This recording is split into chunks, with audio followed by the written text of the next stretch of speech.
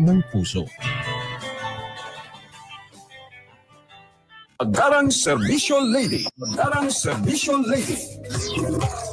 Handang tumulong sa nangangailangan, may malasakit sa kapwa, may puso sa mga bata at mga senior citizens. Palaging handang umalalay, magbigay ng solusyon at maghatid ng positibong pagbabago. Positibong pagbabago galing sa pusong paglilingkod, walang kulay at personal na interes. Halina at samahan si Dr. Hilda Ong. Dr. Hilda Ong, ang Agarang Serbisyo Lady sa kanyang pagbibigay ng agarang tulong, maghahatid ng tamang impormasyon at inspirasyon. Serbisyong galing sa puso. Agarang Serbisyo Lady. Agarang Serbisyo Lady.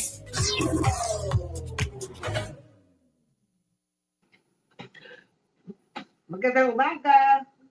Somehow at ho sa aking sa mga tagapakinig natin dito sa DWBL 1242 AM band, ang himpilan ng serbisyo publiko. At sa mga patuloy na sumusubaybay sa ating social media accounts sa Facebook at sa YouTube channel. Ang iyong agarang serbisyo lady, Dr. Hilda Ong, ay lubos na nagagalak na muling maging kabahagi na umaga o anuman oras kayo dyan sa inyong kinaroroonan. Masaya ako makapaghatid muli ng tamang impormasyon, tamang serbisyo, at inspirasyon. Salamat sa muling pagiging bahagi ng ating masayang pagsasama dito sa Health and Travel at Serbisyo Publiko. Ngayon February 26, 2025, araw ng Miyerkules. Ang Philippine Standard Time ay ganap ng 8:32 ng umaga, pwedeng sasabihon sa akin.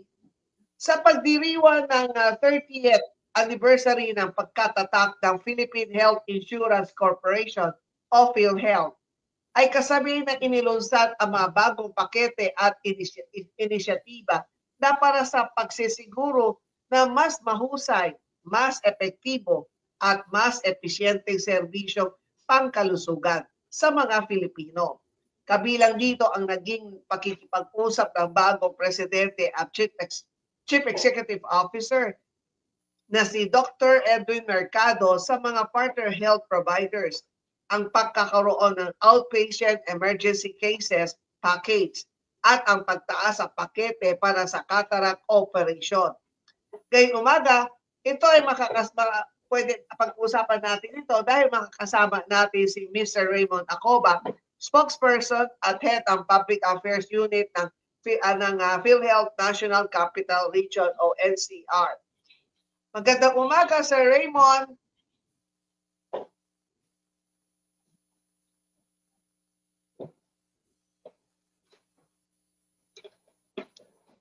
Yan po, habang hinintay natin si Sir Raymond, siya po ay mula po sa PhilHealth NCR, para mapag-usapan natin. Kasi maraming magagandang pakete ang meron ngayon ng PhilHealth, lalo na ngayon. Pag-usapan natin kapag isang pasyente napasok sa emergency room. Kasi kaya nga sinabing emergency, di ba? Yung biglaan. So dati-rate, kapag napasok sa emergency, parang wala yata nakukuha ang benepisyo sa PhilHealth. Pero ngayon, ito na ang magandang balita. Meron na tayong ma-avail.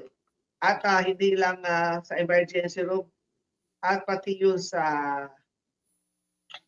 may mga pakete pa may mga magagandang pakete. And then, pag-usapan din natin yung sa mga sa katarata, sa mga eye cataract. Yun, naman, dati-dati kapag magpapa-cataract surgery, ang isang mata ay 16,000. So, kung dalawang mata, 32,000. Pero ngayon, magandang balita na naman sa ating, alam mo, hindi lahat ng senior lang ang nagpapa-eye cataract surgery. Meron mga mas bata pa. Ayan na, kasama na natin si Sir Raymond Acoba. Good morning po, Sir Raymond. Yes, good morning, Doc Hilda. At magandang umaga rin po sa lahat po ng ating mga tagapakinig ngayong umagang ito po sa Health and Travel. Serbisyo publiko po ni Dr. Hilda Ong. Ngayon, naumpisan ko na, ang pag-usapan natin ay tungkol muna sa kapag isang pasyente bigla itinakbo sa emergency room, ano na ang magandang benepisyo ang pwede na nila ma-avail. Kasi alam po dati-rati, kapag hindi sila lumagpas ng 24 hours, wala silang ma-avail. Pero ngayon, ano na ang naging pakete para sa emergency room? Tama yun, doktora, no? Kasi dati-dati po, ang PhilHealth, bago ka maka-avail, kailangan ma-confine for at least 24 hours sa isang ospital. Ang tanong, paano kung hindi umabot ng 24 hours? Yun po yung laging tanong ng mga member. Ang sagot, hindi ka makaka-avail talaga ng PhilHealth kasi kailangan na confine ka. Subalit, noong January po, naglabas po tayo ng PhilHealth Circular 33, no? Actually, last year naglabas na po tayo nito, no? And ang layunin po nito ay bigyan po ng benepisyo para sa mga serbisyo mula sa emergency department. Ito po yung implementing guidelines for the PhilHealth Outpatient Emergency Care Benefit Package. So ang layunin nga po nito is para mabigyan ng serbisyo mula sa emergency department ang mga ospital. Ang package ay naglalayon na matulungan, bayaran ang gastusin ng mga pasyenteng nangangailangan ng agarang lunas, no? Tulad ng mga emergency or urgent at emergency care na hindi kailangan ma-admit o ma-confine. Opo. O kasi kadalasan, minsan yung kung ano man yung nararamdaman nila, lalo na yung iba galing sa party, hindi natunawan. So sa emergency room, doon lang pwede na sila i-dextrose kapag okay na, pwede naman umuwi na. Okay. Tama yun, ano? Linawin lang din po natin dito ang outpatient emergency care benefit package. Pwede na po itong magamit, no, sa lahat ng mga PhilHealth accredited hospital na level 1, level 2, level 3 at both from public and private hospital. So dito nga po sa outpatient emergency care benefit, hindi na kinakailangan ma-admit or lumampas pa ng 24 hours yung isang member na nagmula sa emergency department ng ospital bago magamit yung PhilHealth benefit. So, isa-isay natin, no? Yung ilan na babayaran, no? So, kasama na babayaran dito ng PhilHealth, yung unang-una, yung consultation fee, mga gamot, laboratories, diagnostics, at mga imaging service na binibigay at pinapagawa sa pasyente habang nasa loob ng emergency department. Tandaan lamang na ang outpatient surgical at medical procedures na maaaring gawin sa emergency department ay meron siyang kaukulan, no, na relative value scale na codes. Kasi ang style ng pagbabayad po natin dito, Doc Hilda, is fee for service. Okay? Depende po, no, kung ano yung ginawa. Actually, marami siya, maraming items, no, na covered dito sa outpatient emergency care benefit package. Nandito lahat. So isa-isa po 'yan eh. So magbigay lang po tayo ng example. Halimbawa po, nakagamit po ng oxygen, emergency per hour, no? Ang fixed fee niya is 70 pesos per hour para sa oxygen po 'yan. Halimbawa lang po, nakagamit din ng suction machine. So, ang fixed fee niya is 408 pesos. So, i-itemize po siya kung ano po yung mga nagamit po during the time na na-hospitalize siya at meron siyang kaukulan na fixed fee po. Kasi kapag sa ano naman, kadalasan, pinapa-CT scan nila isang pasyente. Kasama din po ba yung CT scan? I-check po natin yung CT scan. Although may nabasa ako, ayan, may kasama pong CT scan. Pero depende what type of CT scan. Yes. Opo, kasi merong abdomen lower contrast, merong abdomen upper contrast. So depende, marami pa. May CT scan na angiogram, may CT scan na cervical plane, chest contrast. So depende po yung CT scan kung magkano yung fixed fee po niya. Pero Mm. ang kagandahan, kasama pa rin po ang CT scan. Oo, kasi kadalasan, kapag isang pasyente, sabihin nila nahirapan sila huminga. Tapos, meron naman sobrang pain. So, ang ginagawa nila, either papa-CT scan o chest x-ray muna. Pag hindi makita sa x-ray, papa-CT scan of the chest.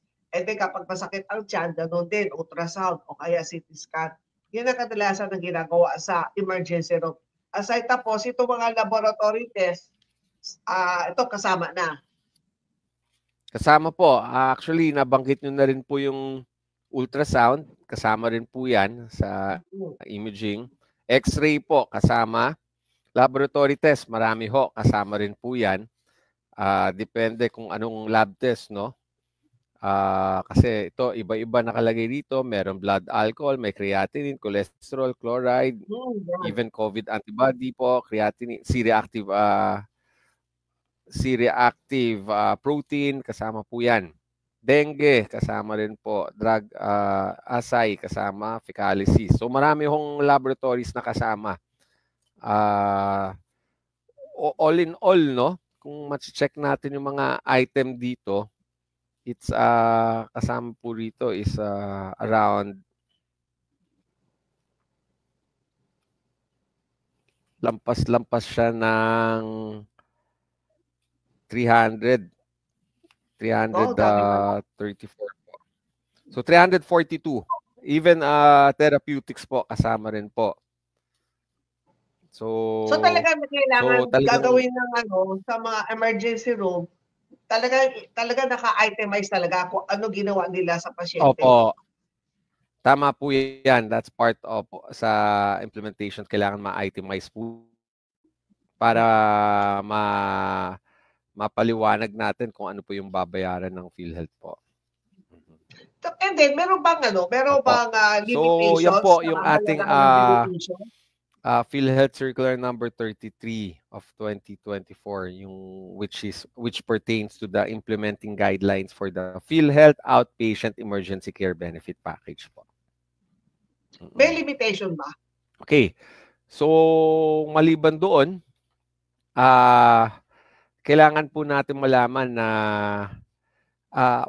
yung konsulta hindi kasama rito sa OECB, no? And then kapag wala si Sir Raymond. Kasi kahapon nagkaroon din ako ng problema sa internet connection. Pero talagang itong tungkol sa emergency, kapag na-admit sa emergency room, ito talaga kailangan po ninyo malaman dahil ito nga may mga benepisyo na talaga pwede magamit yung PhilHealth. So mga hindi pa miyembro ng PhilHealth, magpa-register na po kayo, mag-contribute na po kayo dahil doon sa halagang 500 pesos ninyo monthly, mas malaki pa ang nakukuha ninyong benepisyo. Pero sino naman sabihin na gusto ko bumawi doon sa contribution ko? Kung hindi tayo magkasakit, the better, di ba? Pero ang lagi natin isipin, meron na kaya nga ang pangalan ng PhilHealth, Philippine Health Insurance, yung insurance, di ba? At kung kayo nagkasakit, katulad dyan, bigla kayo itinakbo sa anong hospital, sa emergency room, andyan ang PhilHealth. So katulad kanina, nabanggit po ni Sir Raymond Acoba na sakop na yung mga blood test. Ayan na, nakabalik na po si Sir Raymond. Yes, magandang umaga muli, Dr. Hilda. Pasensya na, meron tayong konting challenges po, no, sa connectivity natin. Yes, kahapon ganun din ako. Mabuti ngayon, okay na ang internet ko today. Hopefully, tuloy-tuloy. And then kanina, ang tanong ko sa Raymond, meron po bang a certain limit kailangan hindi lumagpas ng magkano kapag sila nasa ER? Ngayon po. Opo, kasi ang usapan po rito habang ang pasyente ay patuloy ER, at hindi lalampas. Kung ano po yung mga na-avail po, no? Na kung ma-confine po siya. Opo. Meron din po ba certain number of, sabihin natin dati-dati, pag hindi umabot hindi siya lumagpas ng 24 hours, wala siya makuhang benepisyo sa PhilHealth. Pero kung sakali naman, dahil walang kwarto, puno ang kwarto lahat ng kwarto doon sa ospital na pinuntahan nila. So need niya magstay pa rin sa emergency room dahil di pa rin siya okay, di talaga siya pwede ma-discharge. So ang pagka sa emergency room, meron din po bang certain dapat after 24 hours, dapat either nasa charity ward ka na o nasa private room ka na. Wala naman si PhilHealth limitation. Sa ngayon po, wala pong sinasabi, no, patungkol doon sa circular. Siguro mas maganda, Doc Hilda, babalikan ko po yung tanong na yon kasi meron nga pong mga pagkakataon na nasa emergency room siya for the reason na walang available na kwarto. Opo. O kasi madalas yan kasi wala pang kwarto para mag-transfer na siya. And then, ang next question ko, Sir Raymond, in case naman, yung pasyente itinakbo sa ospital, kasi sinabi natin emergency, di ba? And then, yung pasyente, either huminto na sa paghuhulog o never siya nag-contribute. So, dito papasok po ba yun yung kahit hindi siya nakahulog, lahat ng Pilipino ay makakapag-avail kahit wala siyang hulog? Opo, ano naman po yun? In general rule po ng universal healthcare yan na kahit wala pa pong kahit walang hulog o nakakalimutan maghulog, no, ng isang Filipino o member, yung premium contribution, they will still be granted immediate eligibility. And subject to the payment of the missed contributions after availing of the PhilHealth benefits. So, ang importante dito, dapat may immediate eligibility po siya. Paano maaaring makaka-avail po? Yun po yung paano ma-avail ng pasyente? Mabilis na sagot po. Kapag siya ng emergency, tapos hihingan siya ng for sure sa ospital, hihingan siya ng PhilHealth ID number, yes, doktora, at wala siyang maibigay. So, anong dapat niyang gawin?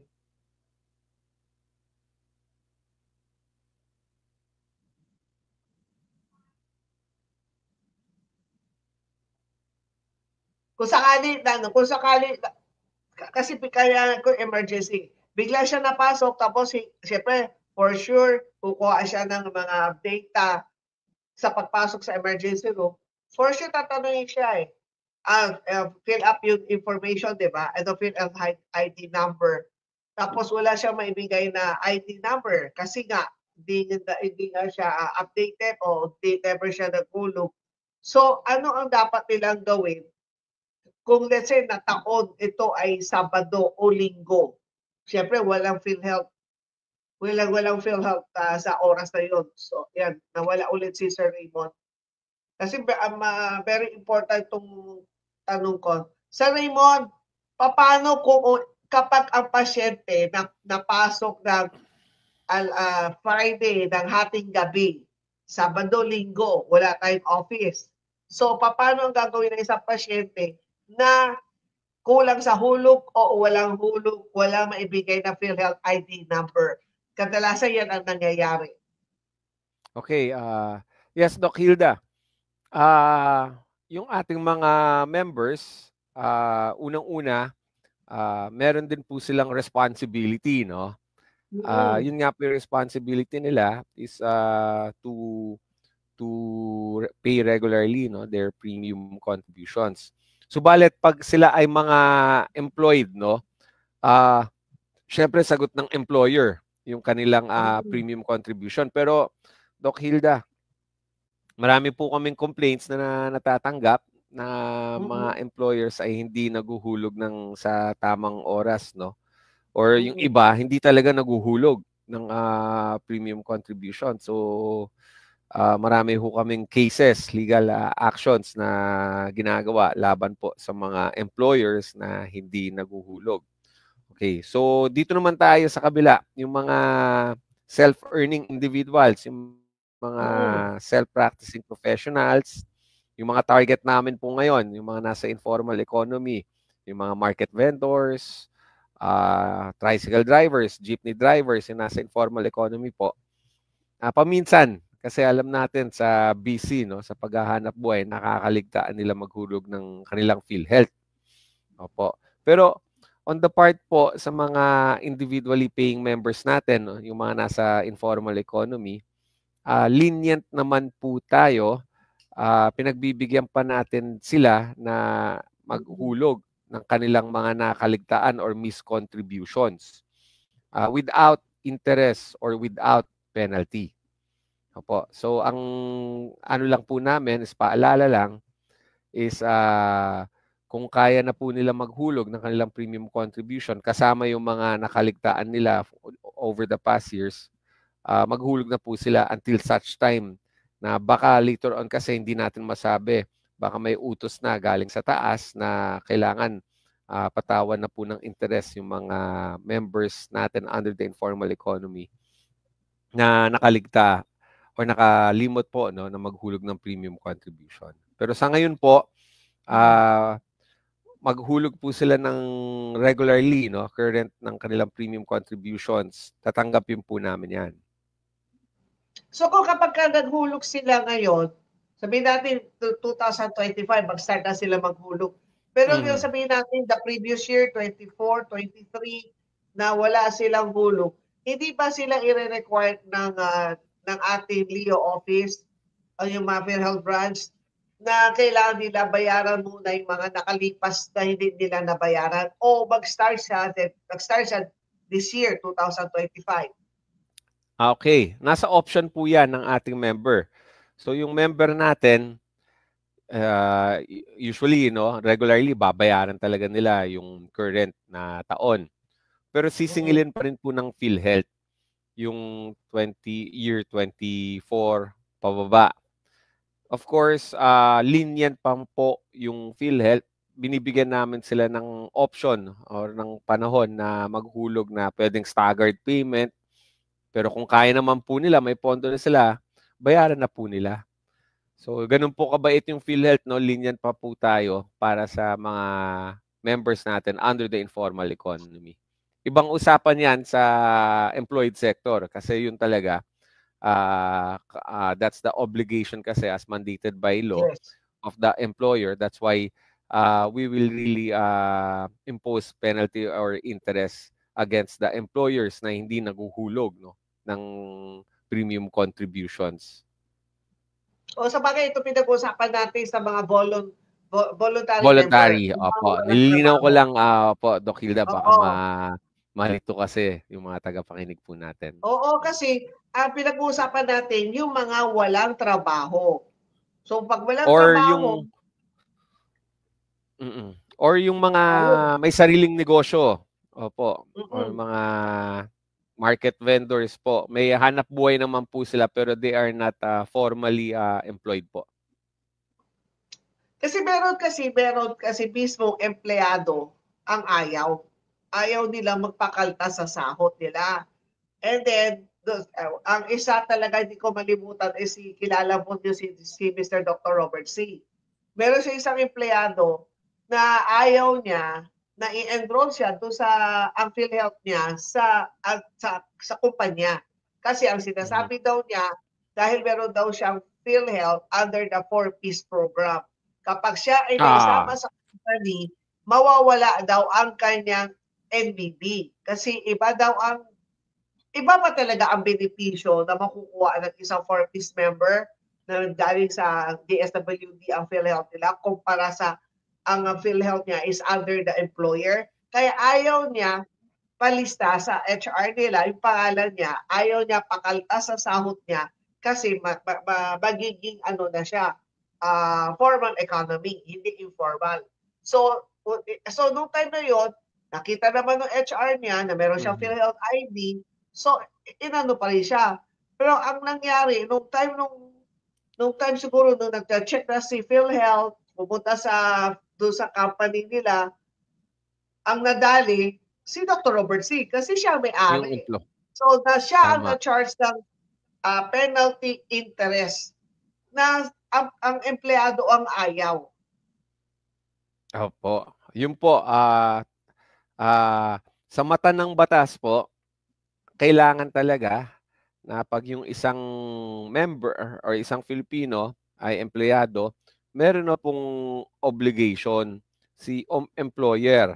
In that case po, sa halimbawa po ninyo, si Dr. Robert C., dapat talaga bayaran niya. Unang-una dapat pa-register niya bilang employee niya at PhilHealth member yung kanyang employee kasi obligation yan under the labor law, no? And si Dr. Robert C., kaya po siya yung hinabol ng PhilHealth dahil yun nga po, responsibilidad yan and accountable po si Dr. C sa kanyang mga employee. Well, yung kasi member nga siya ng 4Ps, maliban kasi as a PhilHealth member, ang pagkakaalam ko, pag kasama ka sa 4Ps, parang meron din silang monthly allowance o ayuda na nakukuha. Kaya ayaw niya talaga matanggal. Kasi once na nakita na employed na po yung isang 4Ps, dapat i-disqualify na siya, which means meron na po siyang capacity to pay or financially capable na siya. Kasi although hindi ako malit ang trabaho talaga ng DSWD yung to identify kung sino po yung 4Ps. Pero ang pagkakaalam ko po, para ka ma-qualify sa 4Ps, you are financially incapable or wala kang kakayahan na maghulog ng premium contribution. Well, in the case niyang pinag-uusapan natin ngayon, meron na po siyang hanap buhay, employed siya, meron siyang sweldo, dapat nga talaga ma-disqualify siya sa 4Ps, no? At ibigay na po yung ayuda sa mas nangangailangan po.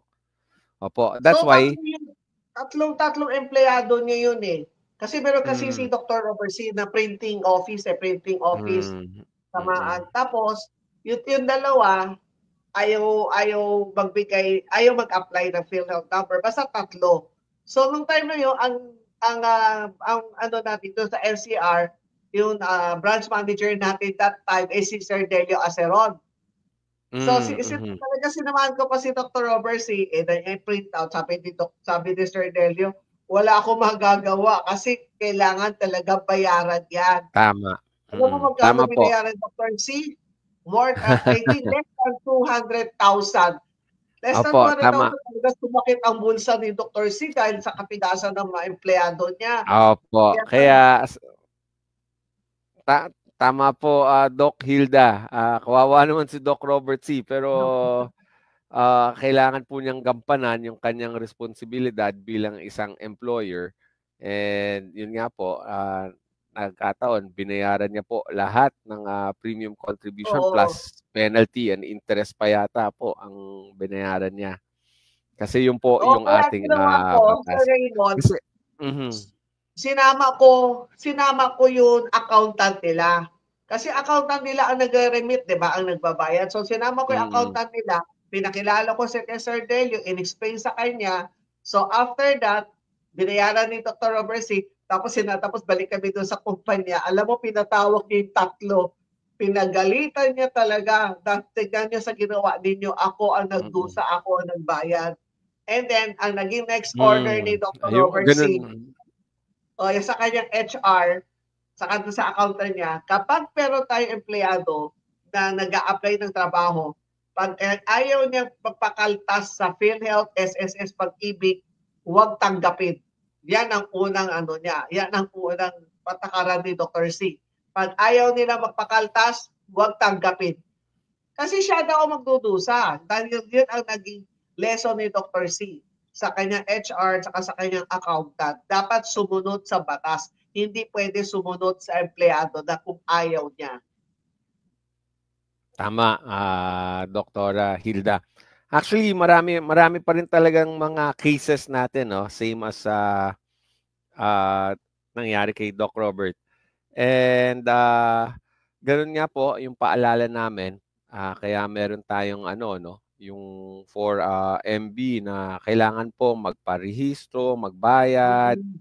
Tapos yun din po, kasama na rin po yung mag-update at mag-avail, no, ng PhilHealth benefits. Pero ang pinaka-importante talaga ron, yung unang 2 M, no, magparehistro sa PhilHealth Yes. at maghulog, no, magbayad ng premium contribution. Lalong-lalo na sa mga members natin na nasa ilalim po ng workforce or yung employed sector po natin.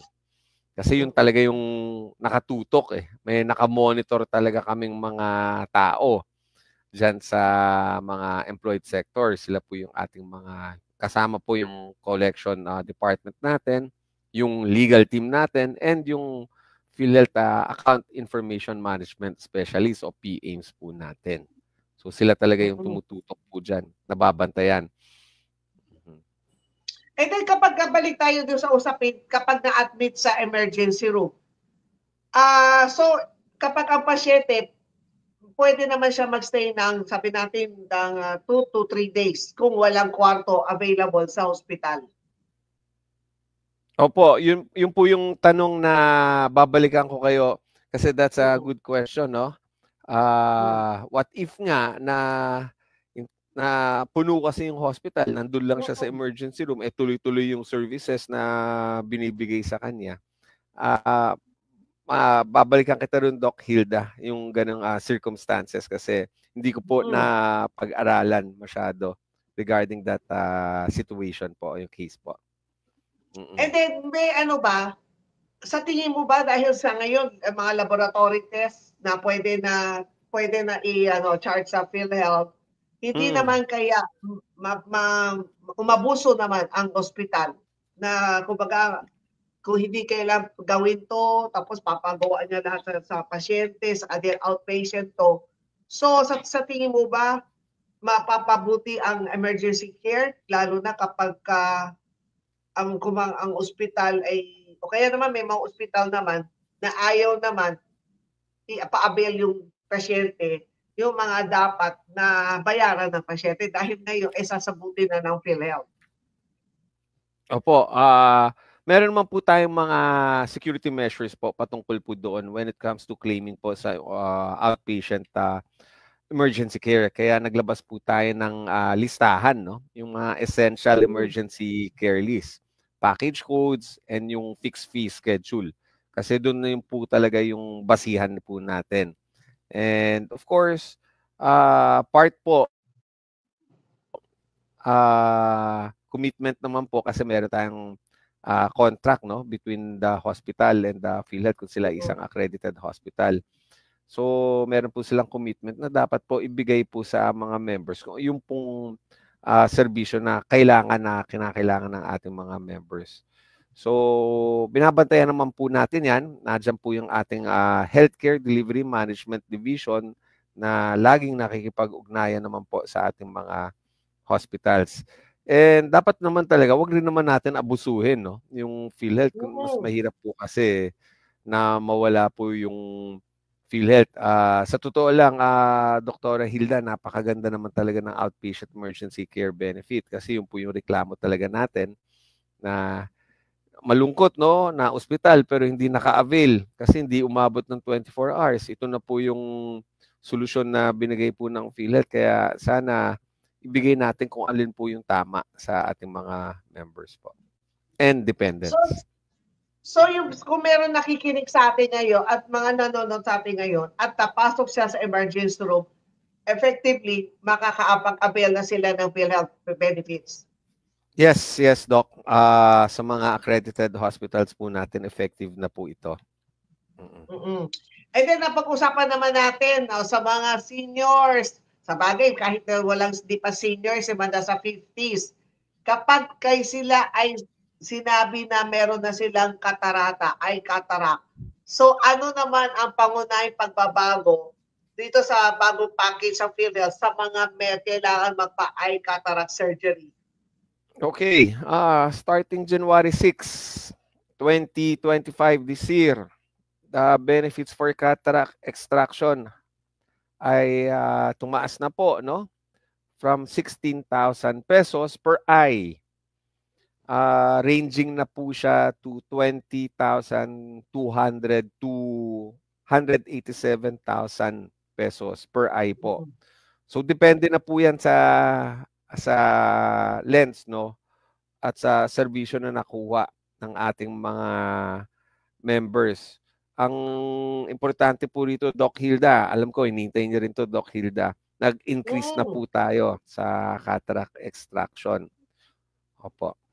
Ito yung sinasabi ko kung pwede dagdagan, which is ang request ko dagdagan. Hindi ko ina-expect na grabe sobrang ganda na. Opo. So, yun naman po talaga ang gusto ni PhilHealth, no? Kung maaari nga, wala nang bayaran yung member eh. Yun talaga yung gusto natin, yung zero co-payment. Wala nang bayaran si member or NBB, no? Bayad-bayad na. Tapos maliban doon. Sir Raymond, meron akong isang pasyente. Kasi meron talaga minsan sa mentality ng tao eh. Kapag sinabi ng doktor, yung sa lens, meron made in India, meron made in US, meron made in Germany. Sa pagdating sa PhilHealth, ang pasyente po ba pwede po ba mamili? Na sabi niya, ayaw ko yung made in India, which is yun ang kadalasan ang ginagamit. Tapos pwede hindi na mag-cash out, lalo na sa Chuchi. Pero ngayon, meron kasing pwede na ba sila mamili kung anong klaseng lens na gugustuhin nila? Na ayaw nila yung made in India. Ultimately, Doc Hilda, I think that would be the call of the attending physician. Kung ano po yung para sa ating mga members. Opo. Syempre, mas makikinig pa rin po ang ating members sa mga doktor. And on the part naman sa PhilHealth, titignan ng PhilHealth kung ano po talaga ang kaukulan na lente na kailangan ibigay po, no, ng doktor. So kasi meron tayong claims department, sila po yun, and meron tayong mga doktor doon, bine-verify po nila yung mga claims ng ating mga hospital. Tapos sila rin po as a medical doctor po, alam din naman po nila kung ano po yung kaakibat na serbisyo na dapat binigay sa mga members eh. So, yun po yung babantayan po. Kasi kung nakita naman natin na pwede naman po, halimbawa lang, yung sa Made in India, yung binigay, yung mas mahal, ang itutugma ng PhilHealth dun, yung sa Made in India. Kasi yung that itself is enough po para po, or adequate po, para po sa mga members natin. Kasi yun nga, tulad ng sinabi natin, ayaw naman po natin maabuso rin yung ating programa. Kasi kadalasan kapag normal lang yan eh. Kapag isang doktor nagtanong sa pasyente, itong PhilHealth package, pwede na ito made in India. So no need ka na mag-cash out. Pero meron pa kami made in US, meron pa kami made in Germany. Natural, sino tao, normal lang yan eh. Ayaw ko yung made in India. Lalo na pag sinabi niya na sagot ang PhilHealth, gusto ko yung mas maganda. So, siyempre sasabihin pa ng doktor na parang isang sample niya, anong gusto mo? Yung Toyota o Honda o Mercedes. Natural yung normal, 'di ba normal sa tao na mas gusto ko yung mas magandang klase. So total ibibigay naman ng PhilHealth kasama naman doon sa na pwede pagpilian sa pasok doon sa package. Ganun ang mangyayari talaga. Ang pasyente talaga ayaw na nila doon sa normal na standard na binibigay kadalasan noong panahon 16,000 per eye ang binibigay ng PhilHealth. I think naman na Doc Hilda, sa laki ng itinaas ng ating benepisyo, I think that's enough na po, no? Para sa ating mostly enough na po yan sa ating mga members po. And then meron akong nabasa doon sa ating press release. Ngayon, meron na rin yung lente, whether ikaw ay nearsighted or farsighted, So, pwede na nila ma-avail yung lente na which is kailangan nung isang pasyente. Opo. Makaka-avail na po yan sila dito yung sa cataract extraction. It took effect pa po nung January 6, 2025. Oo, kasi dati ano lang yung lente, parang yung standard lang ba? Pero ngayon, kasi matutuwa itong mga senior natin. Kasi kasi minsan pinapapili, kasi naririnig ko doon sa ibang pasyente, tatanungin niya, ano mas gustuhin mo? Yung lente na ikakabit namin sa iyo, yung makakakita ka ng yung mas malayo, o gusto mo yung para sa malapitan, parang reading glass, na hindi mo na kailangan mag-eyeglasses. So yung ganong klase lente, pwede piliin ng pasyente, Sir Raymond. Yun nga po ang sagot ko kanina, na ultimately po it would be the decision and determination po ni doctor kung ano po yung karapat-dapat at kinakailangan talaga ng member. Yun po yung masusunod po. Opo. And yung PhilHealth naman, yun din po yung check natin po. Opo. Kasi actually yung PhilHealth naman po talaga, it's a risk-based program din, no? Kung ano po yung necessary na gawin po ni doctor, yun po talaga yung gusto natin sundin po. Hindi yung, halimbawa po, yung isang member sa NBB, meron kasi tayong no balance billing policy, no? Pwede ka rito sa no balance billing policy, wala ka nang babayaran. Pero kung yung member pinilit na pumunta sa suite room, madi-disqualify siya sa no balance billing policy. Papasok na lang po yung regular case rates po natin. Opo. At least nasa doktor pa rin kung anong klase lente na talagang kinakailangan sa mata ng pasyente. Hindi yung wala pa, yun ang pipiliin nila. Yan na kasi kaya nililinaw ko na meron na ganung klase pakete, which is maswerte yung susunod na makakaroon ng katarata sa mata. Meron ng at least meron ng choices na pwedeng magawa ng doktor. Opo.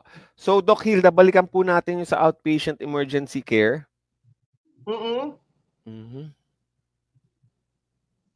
Opo. Gusto ko lang linawin kasi natanong mo nga kanina na what if required na siya na ma-hospitalize, no? For at least ma-hospitalize. It just so happened na walang available, nandun lang siya sa ED. Kung tuloy-tuloy pa rin po yung outpatient. I think kasi nakalagay po rito, no, sa circular, may nakalagay rito not requiring 24 hours na hospitalization eh. So yung mga less than 24 hours lang po yung sasagutin po, in other words, ng PhilHealth. Ibang usapan na po kung halimbawang more than 24 hours, papasok na po dyan, hindi na yung OECB, but yung regular case rate na po. So papasok na siya sa regular case rate na. So baliktad. Opo, papasok na kung more than 24 dati kapag hindi sila nag-exceed ng 24 hours, hindi sila makakapag-avail. Ngayon naman, sa emergency room, basta lahat ng ginawa sa kanya within 24 hours, lahat ng laboratory, kung ano mang gagawin, sasagutin ng PhilHealth. Doc, pasensya na Doc ha, kasi actually meron na po akong 3 Wi-Fi nakaabang, lumilipat-lipat siya. Po, kasi ito na yung ito na yung pinakamaganda talaga siguro. Opo. So, yun po yung ang ano po kasi, ang objective po talaga ni PhilHealth is yung less than 24 hours na emergency natakbo siya sa emergency room, yun po yung sasagutin. Pero kung nag more than 24 hours na po siya, yung case rates na po yung papasok natin. So, case rate na papasok? Opo. So, kumpara dati-rati, kung wala pang 24 hours, wala ka mong kukuhang PhilHealth benefits. Pero ngayon naman, kung less than 24 hours, papasok lahat ng kung ano man nung kasali doon sa memorandum na circular, yung mga pwede pasok. Pero once na lumapas sila ng 24 hours, which Ng is 24 hours. may benefits pa rin. Pero papasok na Yes, siya sa case rate. regular case rate. Opo. Opo, and malaki na ho yung case rate po natin. From last year kasi, nasa 30% ang increase. Tapos this year, nag-increase ulit ng 15%. Sorry, 50, not 15, 50. 50%. So, tumaas. So, halimbawa lang po, no, kasi ang pinakamadali computein yung typhoid fever, no, nasa 10,000. So, 10,000. From 10,000, nag-increase last year ng 30%. So, 30% of 10,000, that is 13. 3,000. So, 10,000 plus 3,000, naging 13,000 na po yung typhoid fever natin. Ngayon, nag-increase ulit ng 50%. So, what is 50% of 13,000? That is 6,500. So, you add 6,500 doon sa 13,000. That is a total of 19,500. That's for your typhoid fever. Pinili ko lang siya para madali pong ma-explain yung computation. Pero tumaas talaga yung ating mga beneficyon, just like the high-risk pneumonia na umaabot na up to 90,100. Ganun din yung mga stroke infarction po natin, no? Tumaas po siya. Ischemic heart disease, heart failure, acute myocardial infarction, nagre-range na po siya to 21,000 to 523,000. So marami na pong pagbabago po ng ating mga benefits, no? Gusto ko lang linawin po dito sa acute myocardial infarction. Ito po yung hindi scheduled na operation. Yung talaga na heart attack siya, tapos kailangan angioplasty. Yun po yung makukuha niya. Unlike po, kasi may mga scheduled na scheduled na angioplasty po. Pag mga scheduled angioplasty po, tumaas rin po yung ating benefits po dyan. Chine-check ko lang po yung codes natin, no? So halimbawa po, ito po. Nasa siya yung relative value RVS code niya is 92982. So ito po yung angioplasty, one or more vessel. Ganito po. Tumaas po siya from 13,500 naging 16,800. Tas ngayon nasa 13,500, 16,800 at ngayon nasa na pala siya. Mali pala yung binabasa ko. February January 1, 2025. So from 26,000 naging 32,000 siya. Tapos ngayon nasa 59,000 na siya. Paki-check yung dengue. Yung dengue natin tumaas rin po, no? Ang dengue fever. For a while po, no? Check natin dito. Opo, tumaas din yung dengue natin. Sandali lang.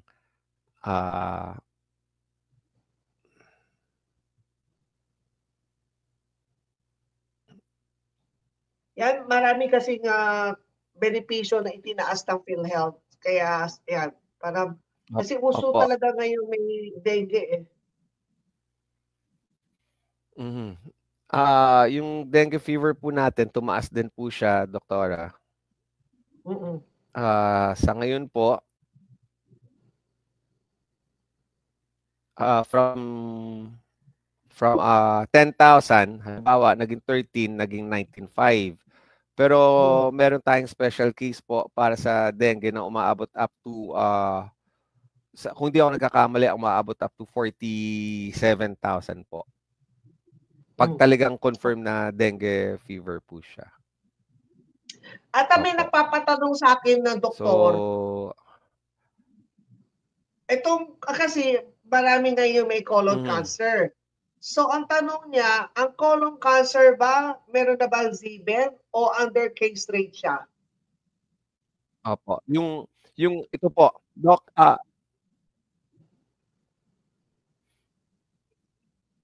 nasa ang double check po natin ano, Mm-mm. cervical, colon cancer po, nasa ano rin po siya, nasa Z benefits po siya. Nasa ZIP. Opo. Magkano na So, ba ang ang ZIP para sa ranging po colon niya ngayon, cancer? it's 100,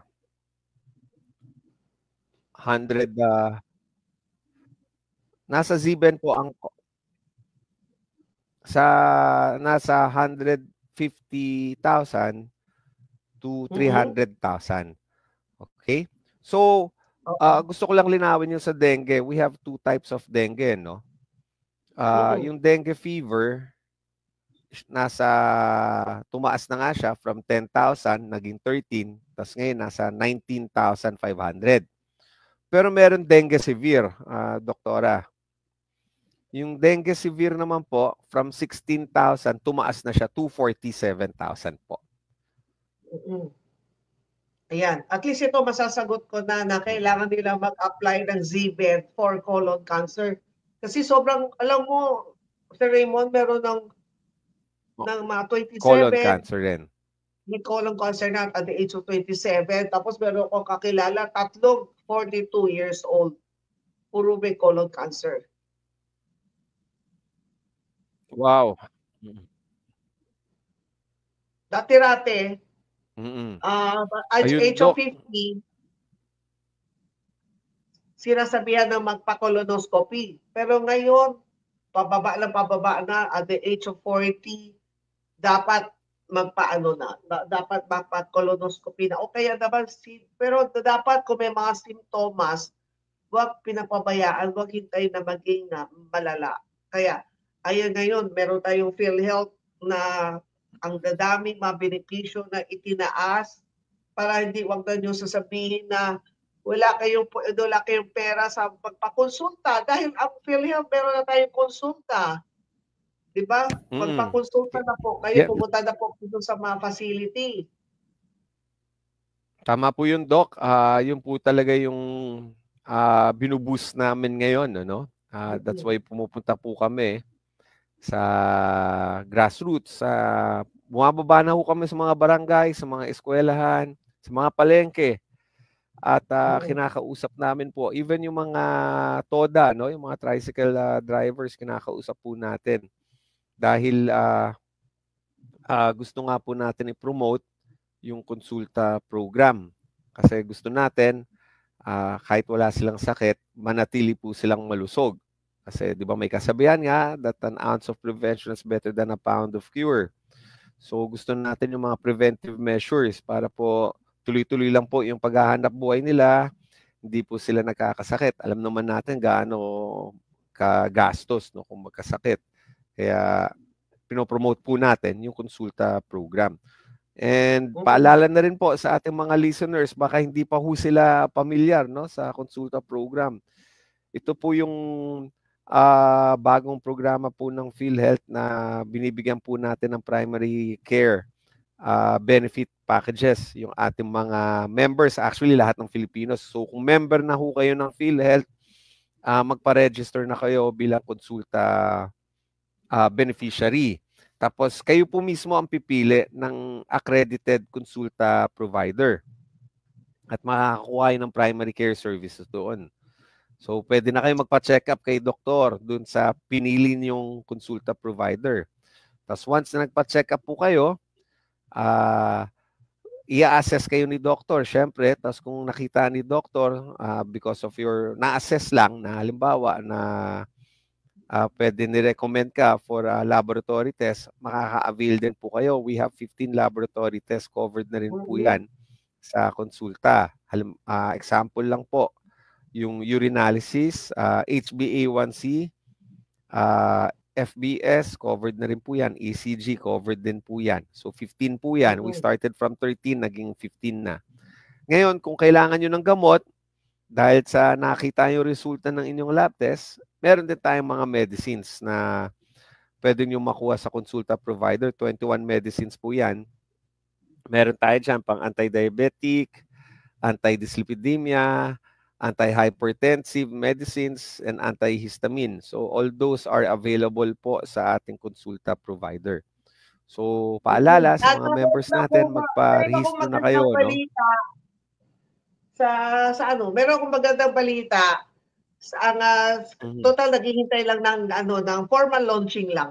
Pero kung kayo po ay malapit lang po kayo sa Chinese General Hospital and Medical Center, ito po ay magandang balita, pwede na po kayo magparehistro sa kanilang konsulta. Dahil ang maganda ang pwesto ng konsulta ng Chinese Gen nandun lang siya sa tabi ng kanilang charity. So kapag kayo nagparehistro, kahit hindi pa launching, tumatanggap na sila.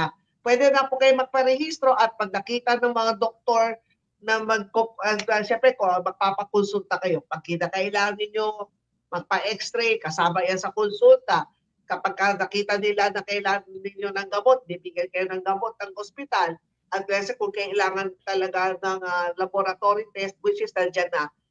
At ang isang kagandahan sa Chinese Gen, kapag nakita ng doktor na talaga nung time nung nagpakonsulta ka at need mo magpa-opera, since nabanggit ko sa inyo na katabi lang yan ng charity nila. Pag nakita nila, talagang wala kay kakayahan para magbayad. Ito po ang Chinese Gen po ay nagbibigay po ng libreng operasyon. Dahil for lahat naman kayo may PhilHealth, diba? So kung may PhilHealth kayo, huwag na ninyong problemahin dahil nandun na ang charity. Kasi ito, Sir Raymond, na masasabi ko, ang charity ng Chinese Gen, talagang totoong charity.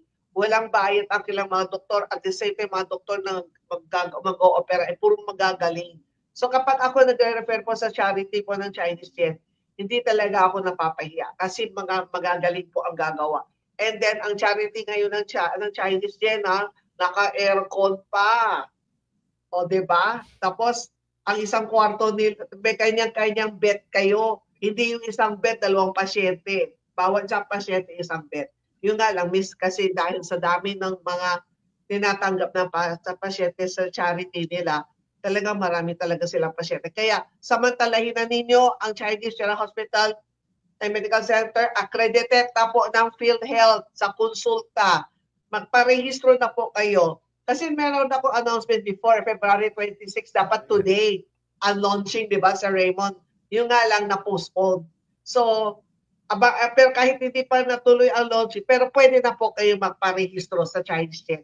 Pag hindi pa kayo nakapag-rehistro sa ibang facility, doon na lang po kayo magparehistro sa Chinese Gen. Para kung kayo nagkasakit, magpakonsulta kayo, kung ano pang nakita nila, nandun na kayo sa ospital. O, diba, Sir Raymond? Yes, thank you, Doc Hilda, no? And ang kagandahan sa Chinese Gen, dahil isa siyang kumpletong-kumpleto na po, no? Yung mga services na pwede nilang makuha sa konsulta. Kasi sigurado ako na kayang-kaya nila gawin yung laboratory test, and kumpleto rin sila sa gamot dahil meron silang pharmacy dun po, no? Ang other consulta providers kasi po, pumapasok pa ng partnership with other diagnostic laboratory services po kasi dahil sa kakulangan, no? So ito po yung advantage pag kayo ay nagpa-register sa konsulta programa na tulad po ng accredited provider tulad po ng Chinese Gen po. Sir Raymond, ano ang ngayong parting words para sa mga nanonood sa atin, sa mga nakikinig sa atin ngayon? Okay. So, gusto pong paalam na ang PhilHealth ay patuloy natin na inaayos at ini-improve po, no, yung mga benepisyo natin. Recently, we have introduced also the preventive oral health service. So later on, i-integrate natin yan sa konsulta program. And kasama dyan yung oral exam, dental prophylaxis, and yung pagpapasta po in emergency tooth extraction. Isasama na natin yan later on sa konsulta program. And meron din po tayong physical medicine, rehabilitation services, and assistive mobility devices. So itong pakete na to, Dr. Hilda, will cover services and devices tulad po ng mga wheelchairs, walkers, crutches, canes. Kasama na rin po rito yung rehabilitation sessions, assessments, and laboratory tests. So ito po, ini-introduce na po natin yan. That is already approved. Meron ng PhilHealth Circular yan. It's a matter of the implementation na lang po ngayon yan sa ating mga accredited healthcare institutions po. Okay, Yan po, so at sa maraming paborito ang PhilHealth. yes, opo. And tulad niyan, Dr. Hilda, I'm pretty sure na alam niyo po, we have a newly management ngayon headed by Dr. Edwin Mercado, a doctor by profession at and sanay po siya sa primary healthcare. So definitely yung po yung gagawin niya ngayon to strengthen, no, yung primary healthcare po sa ating health program natin. And yun nga po, thank you also, Doc Hilda, because one of our objectives also at kinakailangan talaga at kakulangan din ng PhilHealth, yung awareness campaign. So with your program po, natutulungan niyo po yung PhilHealth para ma-disseminate yung mga information patungkol po sa PhilHealth and sa Universal Healthcare Law in general po. So with that, maraming salamat po, Doc Hilda. Anytime, kung may kailangan po kayo, tawag lang po kayo sa PhilHealth. And sa mga tagapakinig po natin, patuloy lang po kayong makinig po sa programa ng ating minamahal na si Doc Hilda sa Health and Travel Serbisyo Publiko para may makuha kayong mga bagong balita at update. Yan po. Maraming salamat po, Sir Raymond, sa binigay mo sa Health and Travel at Serbisyo Publiko. Maraming salamat po sa pagsama po ninyo sa pang-Merkules na edisyon ng programa na gatid ng tamang impormasyon, tamang serbisyo at inspirasyon. Ito ang Health and Travel at Serbisyo Publiko. Sa ngalan ng aking writer-researcher na si William Maglente, ako pa rin si Dr. Hilda Ong, ang iyong agaran serbisyo lady na lagi magbibigay ng tamang impormasyon, tamang serbisyo para sa inyo. At lagi magiging updated po kayo dito sa programang Health and Travel at Serbisyo Publiko. Maraming salamat po sa pagsama po ninyo sa ating programa for today. Bye-bye!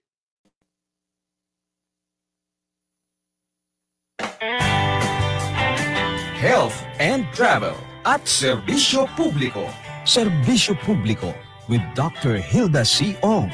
Ang programang tunay na serbisyo publiko na nakakatouch